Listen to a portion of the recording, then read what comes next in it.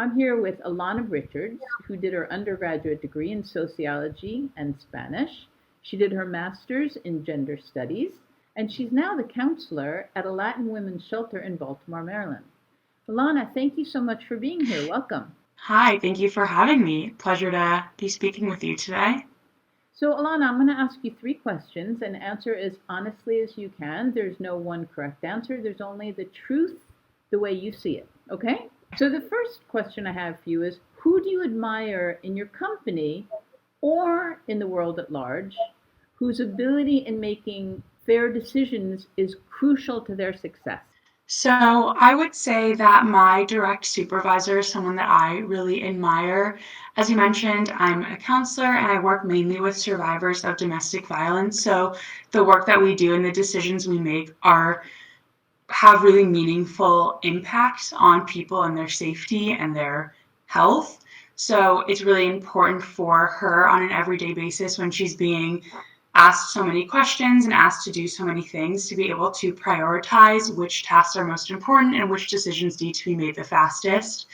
And I've always thought that she does a really good job making sure that the people that we serve take the priority and that they are getting the best resources that we can give them.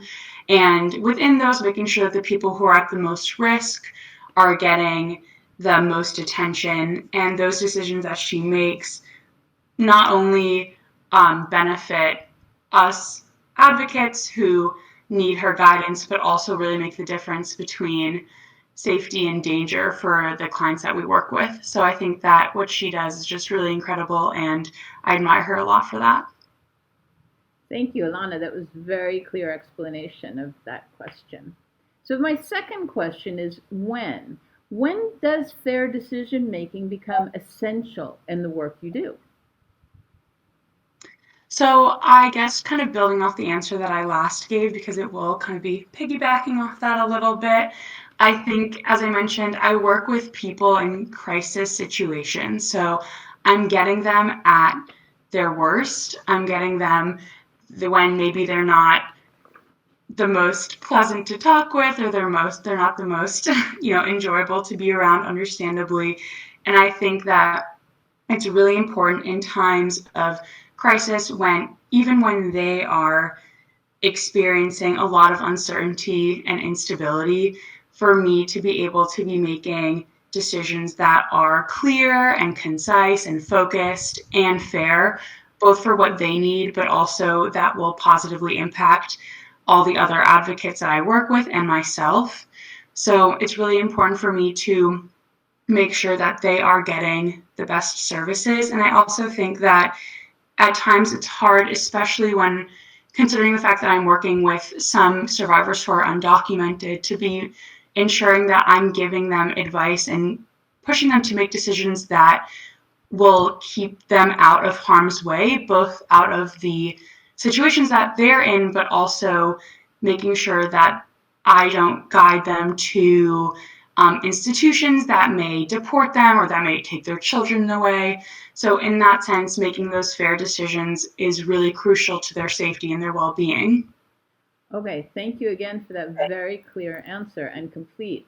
So, Alana, our audience is mostly teachers who are working on not just language, but trying to provide the content that's most necessary for their students who are moving into the world that you are just moving into. So, my last question is what do you think these teachers, these educators could focus on in class that would most promote the skills that their students need to move into, for instance, a field like yours?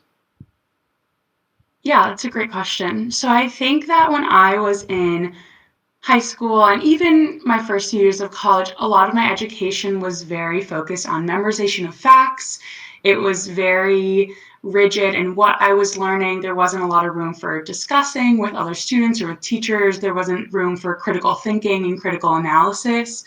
And I think that when I got further into my college career, my master's career, and especially now in my current job, it's not black and white. The world is full of gray. And I wish I'd had from a younger age more space in my classroom to learn emotional intelligence, to learn what it means to be adaptable and flexible, and to have critical analysis tools, because that is really what me personally, what I'm using in my everyday life to make these fair decisions, to help the people that I'm working with, to communicate with my supervisors, with my other coworkers. And so I think just making a space in classrooms where students are able to look at something and not just have to memorize facts, but actually look at it on a deeper level, connect it, what they're reading, to the larger world around them, be able to bring in their own life examples to what they're learning so they can relate to it more. And then being able to talk about it is something that should be, in my opinion, encouraged more in classrooms. Okay, Alana, thank you so much for your time. I really appreciate it. And I think that these ideas that you've been giving us will really help the teachers who are listening. So thank you so much and good luck to everything in the future. Thank you so much. Thanks for having me.